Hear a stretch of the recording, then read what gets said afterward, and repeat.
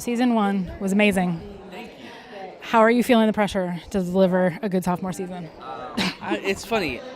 I feel a tremendous pressure because as a TV fan, every single one of my favorite seasons is a season 2. It's like West Wing season 2, boom. Alias season 2, Buffy season 2. You know what I mean? It's all kind of where you define your series. So I felt a little pressure, but I also we had an advantage of I didn't know in season 1 that Olivia Holt can do anything. I didn't know in season 1 that Aubrey Joseph can make you feel feelings you never knew you had. I went in there a little cocky because I knew they could do whatever we wrote. So our writers and I just swung over the fences, and they gave us home runs. So I'm very excited about what we put together. I think it's quicker paced. There's more powers. There's more emotion because it's Cloak and Dagger, and we can't have nice things. There's more sadness, but then at the end, our guys overcome and there's more hope. So it was a fun 10 episodes to make. How did you come to the decision to make the main overarching story the human trafficking, which is obviously a huge story right now, but we're not even hearing that much about it? Well, that was part of it. You know what I mean? I was on a show called Underground. Olivia Holt is so loud.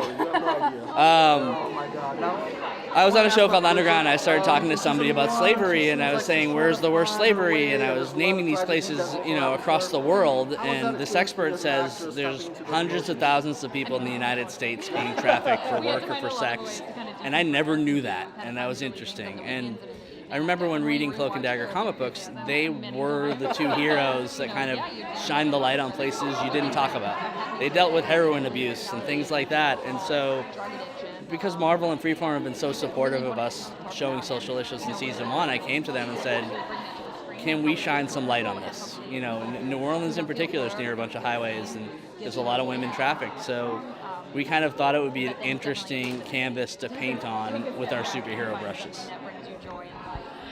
We've seen their powers developing slowly. It's been a bit of a slow burn, as they learn what they can do. So one of the powers that obviously we haven't really seen with Dagger yet, that we know we have, is that she can heal.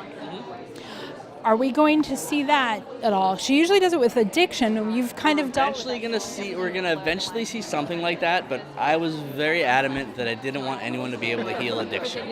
It felt kind of unfair. I think, I had some addiction in my family, and it seems unfair to say this woman can touch you and all those problems are away. So I think we'll be dealing with healing addiction, but Tandy has to do that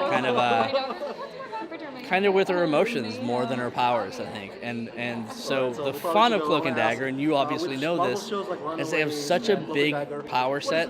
So we get to introduce a few more things in the first few episodes, and it gives them a few more arrows in their quiver. And at the end of the season, we get to see a couple new tricks from them as well. In Agent Carter and Agents of S.H.I.E.L.D., we've seen a story about the Dark Dimension. Any chance that connects to what's going on under the cloak? I can see Jeff Loeb staring at me right now. Listen, all I can say is what Kevin Feige did with Infinity Stones was brilliant, tying it all together. I think Jeff Loeb is a smart man like Kevin Feige.